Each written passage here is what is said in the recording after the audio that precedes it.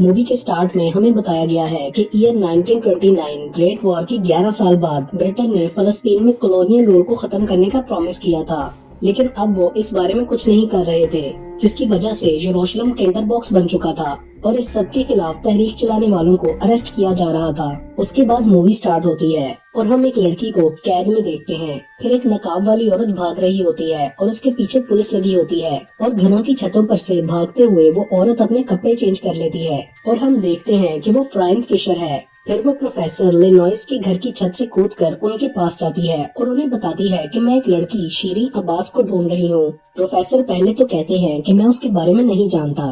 फिर miss Fisher उन्हें कुछ देने के लिए निकालती है तो वो बताते हैं कि वो जेल में है क्योंकि वो ब्रिटेन हुकूमत के खिलाफ तहरीक में शामिल थी।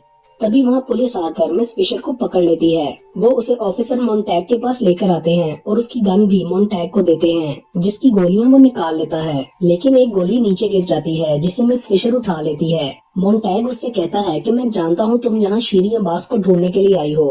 तो वो बताती है कि उसके चाचा खलील अब्बास मेरे दोस्त लॉर्ड लॉफ्ट हाउस के करीबी दोस्त हैं। तो मोन्टैग कहता है कि उसे ढूंढने में मैं उनकी मदद करूंगा, लेकिन तुम्हें अपनी कंट्री वापस जाना होगा। कांस्टेबल उसका सामान और टिकट लेकर आता है। मिस फिशर चुपके से अपनी गन उठाकर उसमें गोली लोड कर लेती है और मोन्टैग के जाने के बाद उसे गन पॉइंट पर पूछती है कि शीरीन को कहाँ रखा है। फिर वो उसे बांधकर वहाँ से भाग जाती है और शीरीन के पास जाकर उसे छुड़ाकर साथ ले जाती है। पुलिस वाले उनके पीछे जाते हैं, लेकिन वो ट्रेन पर कूदकर पुलिस से बच जाती हैं। शीरीन ट्रेन के अंदर चली जाती है, मगर मिस फिशर उसकी छत पर होती है और टनल से टकराकर मर जाती है। अगले सीन में हमें मेलबोर्न ऑस्ट्रेलिया दिखाया जाता है, जहाँ मिस फिशर की एक दोस्त डोरथी आती है और सबको मिस फिशर के मरने का बताती है। वो इस वजह से बहुत रो रही होती है।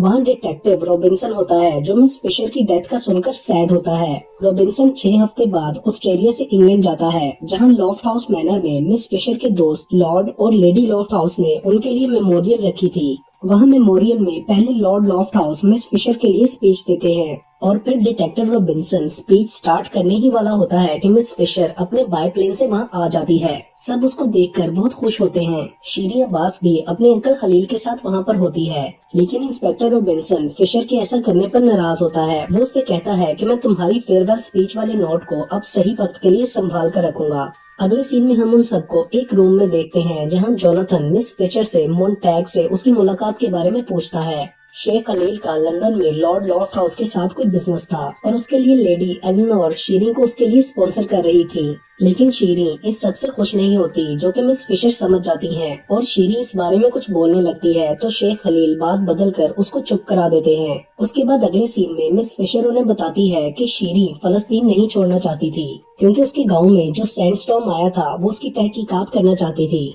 क्योंकि वो समझती है कि ये सब किसी ने करवाया था। लॉर्ड कहता है कि मुझे इस सब का पता नहीं है। उस टाइम हाई कमीशन ने मामले की तहकीकात की थी। फिर डाइनिंग टेबल पर शीरीन मिस फिशर को कोई इशारा करती है और अगले सीन में वो दोनों रूम में अकेली होती हैं। तब शीरीन मिस फिशर को अपने लिए आया एक लेटर दिखाती है, जो कि उस आदमी की तरफ से भेजा गया था जिसने शीरीन को गांव में तूफान से बचाया था। उसमें उस इंसान ने आज रात सेंट्स चर्च में 12 बजे मिलने का कहा होता है और शीरीन ये बात अपने अंकल को नहीं बताना चाहती थी।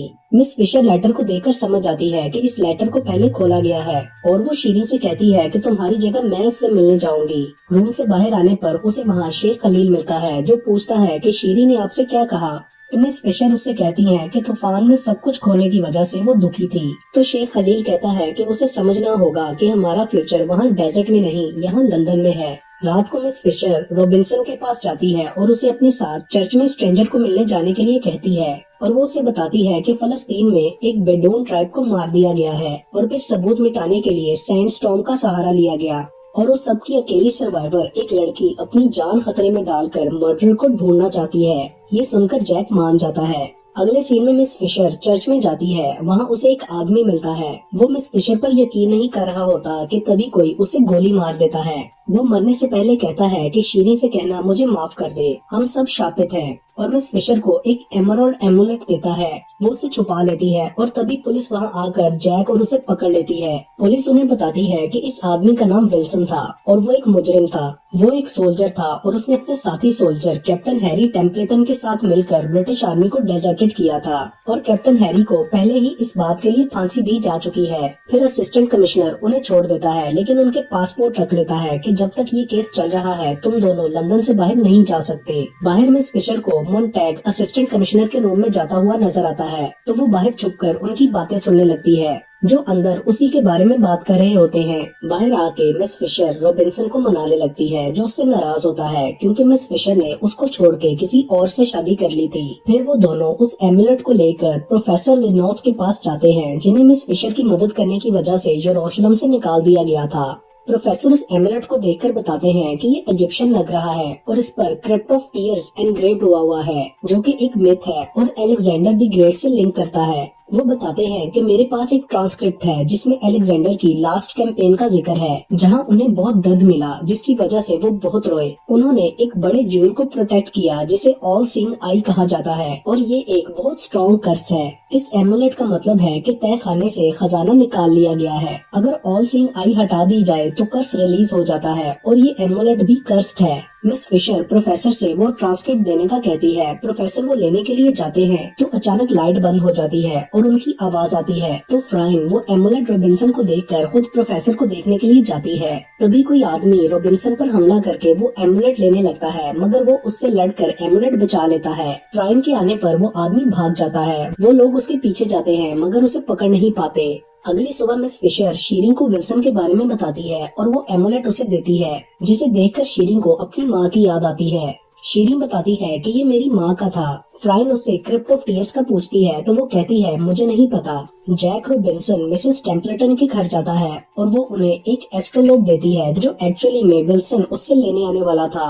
अगले सीन में हम देखते हैं कि लॉफ्ट हाउस में नॉर में मिस फिशर चुपके से शेख खलील के कमरे में जाती है। वहाँ तलाशी लेने पर उसे एक एग्रीमेंट मिलता है जो खलील ने लॉर्ड लॉफ्ट हाउस और मोन्टैग के साथ किया था, जो कि ब्रिटिश फलस्तीन रेलवे के बारे में था। तभी खलील कमरे में आता है और उसे शक हो जाता है कि किसी ने वो एग्रीमेंट देखा है। वो विंडो बंद कर देता है और मिस फिशर उसके बाहर छुपी होती है। अगले सीन में खलील शीरिंग को समझाता है कि तुम हमारी बातों को प्राइवेट रखो, मिस फिशर को इस सबसे दूर रखो और रात में होने वाले बॉल की तैयारी करो, जिससे तुम्हें यहाँ सोसाइटी में एक्सेप्टेंस मिलेगी और ये तुम्हारी सेफ्टी के लिए जरूरी है। तो शीरी उसे वो एमुलेट दिखाती है और कहती है कि जिसने मुझे बचाया वो ब्रिटिश सोल्जर था और उसने हमसे झूठ बोला, वो मेरे गार्डियन एंजल नहीं थे। तो खलील उससे दोबारा सारी बात पूछता है तो वो बताती है कि बचपन में पहाड़ों से शहद इकट्ठा करना मेरा काम था। मेरी माँ ने कहा था कि वो मुझे इस एमुलेट का सीक्रेट बताएगी। एक दिन मैं शहद लेने गई हुई थी, पीछे से कुछ लोग आए और सबको मार दिया। जब मैं वहाँ आई तो एक सैंडस्टॉर्म आया, मगर मुझे उस आदमी ने बचा दिया। खलील ये सब सुनकर कहता है कि इस बारे में किसी और को न बताना, मैं इस बात की तहकीक करूंगा।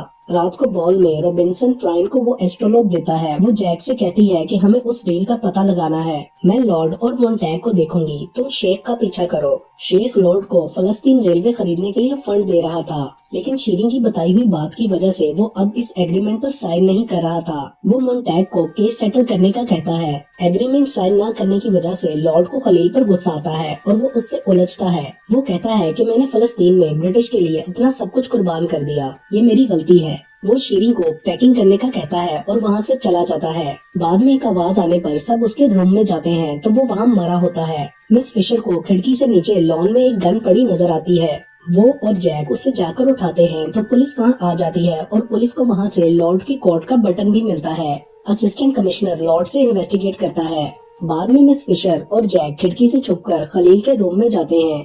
वहाँ उन्हें एक पॉट में एक बड़ा एमराल्ड मिलता है। वो शीरिंग के साथ उसे प्रोफेसर के पास लेकर जाते हैं। प्रोफेसर बताते हैं कि इस पर लिखा है अगर ये खजाना अपनी जगह से हटा दिया जाए तो सैंडस्टॉर्म आता है और जब 7 दफा दिन रात में बदल जाए तो सब लोग दफन हो जाएंगे। मिस फिशर उसे एस्ट्रोलोब भी दिखाती है, जिससे पता चलता है कि ये अलेक्जेंडर से रिलेट करता है। मिस फिशर समझ जाती है कि दिन के रात में बदलने का मतलब सोलर एक्लिप्स है और तब से अब तक 6 एक्लिप्स हो चुके हैं और 7वें से पहले हमें क्रिप्ट ऑफ टीयर्स ढूंढकर ये चीजें वहाँ वापस रखनी होगी, वरना अलेक्जेंडर का कर्स अनस्टॉपेबल हो जाएगा। मिस फिशर, शीरी, जोनाथन और जैक नेगव जाने लगते हैं जहां शीरी का कबीला रहता था। असिस्टेंट कमिश्नर के ऑफिस में एक लेटर आता है जहां मोन्टैग भी होता है। उस लेटर में लॉर्ड की एक फोटो होती है जिस पर लिखा होता है कि लॉर्ड को खलील के मर्डर में फंसाया गया है, उस बटन की वजह से जो पहले से ही मिसिंग था। तो मोन्टैग कुछ समझ जाता है और वहाँ से निकल आता है। अगले सीन में हम देखते हैं कि वो सब डेजर्ट में पहुँच गए हैं। मिस फिशर के साथ आए टूर गाइड अब्दुल के पास पाउंड्स देखकर उन्हें उस पर शक होता है, तो वो लोग उसे गन पॉइंट पर लेकर पूछते हैं कि तुम्हें ये किसने दिए। वो बताता है कि ये एक इंग्लिश मैन ने भेजे हैं और अपने आने तक तुम लोगों को रोके रखने का कहा है। मिस फिशर उसे वहाँ से जाने का कहती है। फिर काफी सफर के बाद वो लोग शीरिंग के गाँव में पहुँचते हैं और शीरिंग के हाथ पर बने निशान की मदद से वो लोग डेजर्ट के अंदर नीचे टॉम को ढूंढ लेते हैं। बाहर सोलर इक्लिप्स शुरू हो गया था और सैंड स्टॉर्म आ रहा था। वहाँ अलेक्जेंडर की सीक्रेट डेजर्ट ब्राइड की बॉडी थी जिसे महफूज रखने के लिए उस पर शहद लगाया हुआ था। उसके बाद उन्हें एक और लाश नजर आती है जिसको एक चाकू लगा होता है जिस पर लॉफ्ट हाउस लिखा था और जोनाथन का निशान था। तो जोनाथन बताता है कि मैं कैप्टन टेम्पलेटन और विल्सन के साथ यहाँ आया था। हमने कबीले वालों से खजाने का पूछा तो शीरी की माँ हमें यहाँ लेकर आई। टेम्पलेटन बाहर पहरा दे रहा था तो हम पर कर्ज का असर हुआ। टेम्पलेटन ने बाहर सबको मार दिया। गोलियों की आवाज सुनकर उसकी माँ लड़ने लगी तो मैंने गलती से उसे मार डाला। उसका लॉकेट विल्सन ने ले लिया। शीरी अपनी माँ की बॉडी को देखकर रोने लगती है और वो बताता है कि मैं यहाँ तुम्हारे साथ वापस आया ताकि ये जूल्स वापस रखकर कर्ज को खत्म कर सकूं। तो मिस फिशर कहती है कि कोई है जिसने विल्सन और फिर शेख खलील को मारा और वो नहीं चाहता कि ये कर्ज खत्म हो और वो तुम्हारी खातिर लॉर्ड पर मर्डर का इल्जाम लगाकर उसे बर्बाद करना चाहता था और वो तुम्हारे असली फादर हैं, लॉफ्ट हाउस का बटलर क्रिपिंस। तभी वो पीछे से आकर शीरिंग को हॉस्टेज बना लेता है और जूल लेकर वहाँ से भागने लगता है। तो जोनाथन शीरिंग को छुड़ाकर क्रिपिंस को गन पॉइंट पर ले लेता है और बाकी सबको बाहर जाने के लिए कहता है। बाकी सब बाहर चले जाते हैं और वहाँ पत्थर गिरने लगते हैं। टॉम तबाह होने लगता है। फिर कर्ज खत्म हो जाता है और ज्यूल वापस अपनी जगह रख दिया जाता है। वो सब यरूशलेम आ जाते हैं। मिस फिशर सारी बात लॉर्ड को बताती है। फिर मिस फिशर शीरिंग को गुड बाय बोलती है। जैक और मिस फिशर डेजर्ट में टेंट्स में होते हैं तो जैक उससे कहता है कि तुम मैरिड हो इसलिए मुझे सिर्फ तुम्हारा दिल चाहिए। तो वो कहती है कि मैंने तुम्हें अपना दिल बहुत पहले ही दे दिया था। अगली सुबह उसे एक लेटर मिलता है जो उसकी सास की तरफ से था जिसमें लिखा होता है कि इलवाज के राजकुमार को मार दिया गया है जिससे उसने उसके किंगडम को बचाने के लिए शादी की थी। और इसके साथ ही ये मूवी यहीं पर खत्म हो जाती है।